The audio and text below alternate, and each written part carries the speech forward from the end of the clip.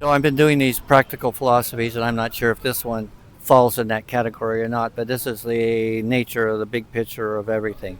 So we've got the Big Bang, we've got something the size of a basketball, and it's all condensed and it explodes, and then the gravity pulls things into a circles until these have become suns and planets and whatnot over 16 billion years or something like that. Well, then they say, well, what happened before that? Where did that come from? Well, what if there was a black hole and everything comes into the black hole and coalesces and becomes that basketball?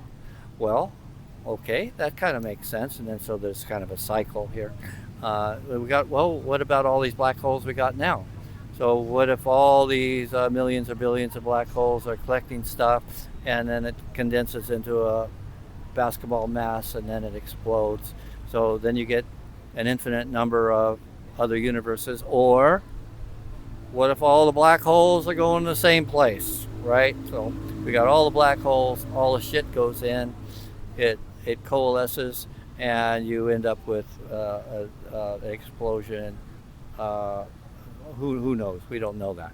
But regardless of that, our lifespan's 100 years. So we got this much of our life, and we've got to figure out everything in the big picture. So we got the metaphysics and we got the spiritual people, and they say, well, this idea and this idea. Some of them might be silly, but they might be useful. They might be silly ideas that aren't founded on anything, but they might be useful to give a person a sort of purpose and a perspective and their values and something to build their life around, so you're not just sort of drifting like nothing means anything. But and then some of the things are becoming scientifically proven that a lot of the ideas, like let's say space and time, are the same thing. I personally believe that space and time are this. It's just all one thing, because one time I was between dreams and I remember just one time and one space and everything being there. So I remember that.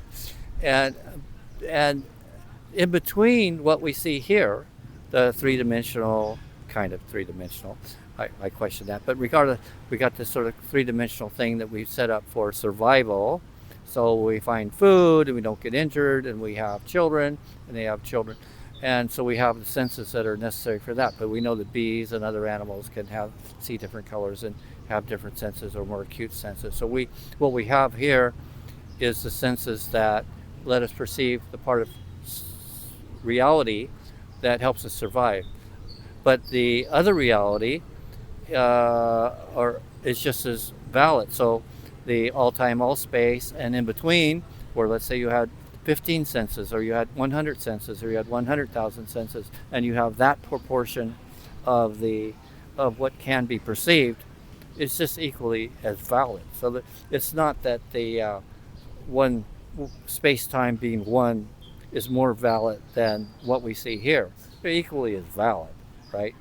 Um, okay, so we have all that as the bigger picture. We have the survival stuff. We have our we have all the different infinite number of realities that are possible.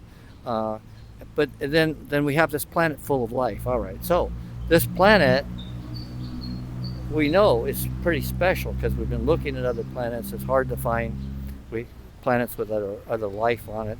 Uh, that we got to view this as sacred. So even the bacteria and the viruses and anything like that is like just an amazing thing that we don't have in most of the universe.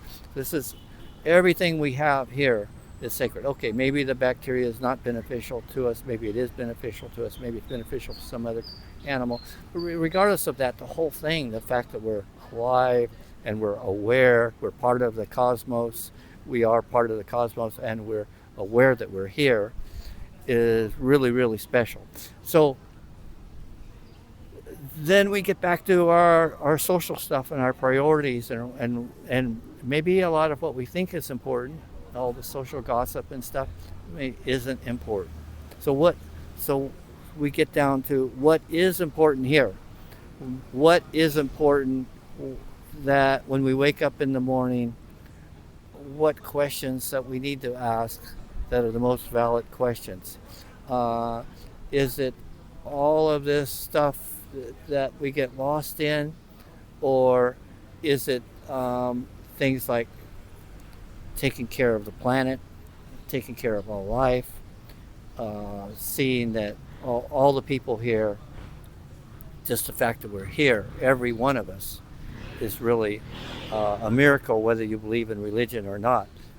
It's the fact that we're alive and we're born and we're here is really, really special. So, and then make it a list of the questions. Like I said, you wake up in the morning, what are the most important questions to ask? That will lead us in the right direction. Thank you so much.